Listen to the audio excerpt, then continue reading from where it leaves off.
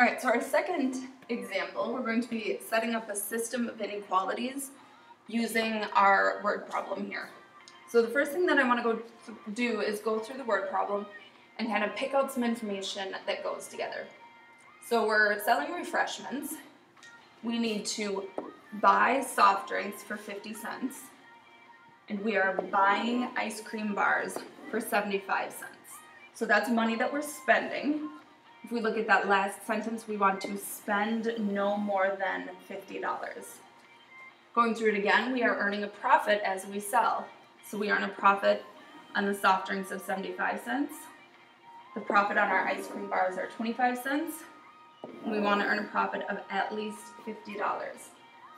Before we go through and set up our system, I want to let you know that we're not spending all of the money that we're earning. We're spending $50.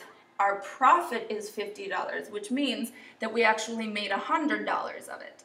$50 covers the cost that we spent. The other $50 is our profit. So profit is above and beyond what you spend. First thing I'm going to do is go ahead and assign my variables. So looking through picking out that important information, we need to buy a certain number of soft drinks, and we're going to be selling those soft drinks. So I'm going to let my first variable equal the number of soft drinks. And depending on the inequality, it will either be the number bought or the number sold. And same for my y. We're buying and selling ice cream bars, so y represents the number of ice cream bars. All right, so then I can go ahead and set up my two inequalities. I'm going to set up my first inequality for how much I'm spending. So 50 cents per soft drink plus 75 cents per ice cream bar. And I want to spend no more than $50.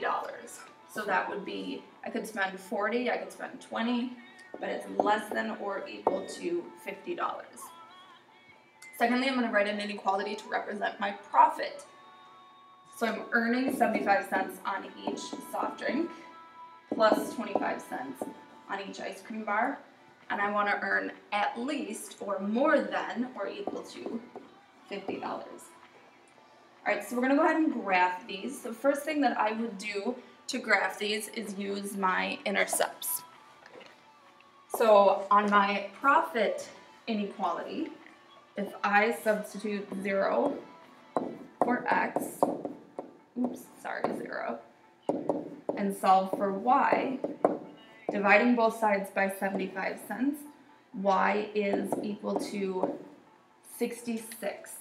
I had to round down because I couldn't buy, it was actually 66.67, but you can't buy part of an ice cream bar, and we can't afford to buy the 67 ice cream bar, so we have to round down in this case. Solving for my x-intercept by substituting 0 for y. And remember, we're graphing the line 0.5x plus 0.75y equals 50. We shade the inequality piece, so that's why I switched to an equal sign on this one. Dividing both sides by 50 cents, we get 100 for our x-intercept. So I do have my coordinate plane scaled, but I do not have them labeled because I hadn't yet assigned my variables. My x variable represented the soft drinks, and my y variable represented the ice cream. Alright, so my x-intercept, I could buy 100 soft drinks and no ice cream bars, or I could buy 66 ice cream bars and no soft drinks. And those were both or equal to, so we've got solid lines on both the bars. Not putting arrows on the ends of these because we can't buy a negative amount of soft drinks or ice cream. All right, taking a look at my profit inequality. Same thing, substituting 0 for x, solving for y. I get a y-intercept of 200. Substituting 0 for y, solving for x. I get an x-intercept again of 66, rounding on that one. So plotting these ordered pairs. See, that's what I thought. And this one's up here. All right, now we need to shade where they overlap because we want to stay within our budget and earn the profit that we're looking for. So on my first inequality, my expenditures, if I buy 0 soft drinks and 0 ice cream bars, of course I'm within my $50 budget, so we would shade towards the origin on this line. And for the blue line, if we sold 0, that of course wouldn't make us any money, so we're going to shade away on this line. And if we see this region on the bottom right hand of our graph, where the blue and the green arrows are both pointing at each other, that's the only spot where we could stay within our budget and earn the profit that we're looking for. So the last step is interpreting our graph.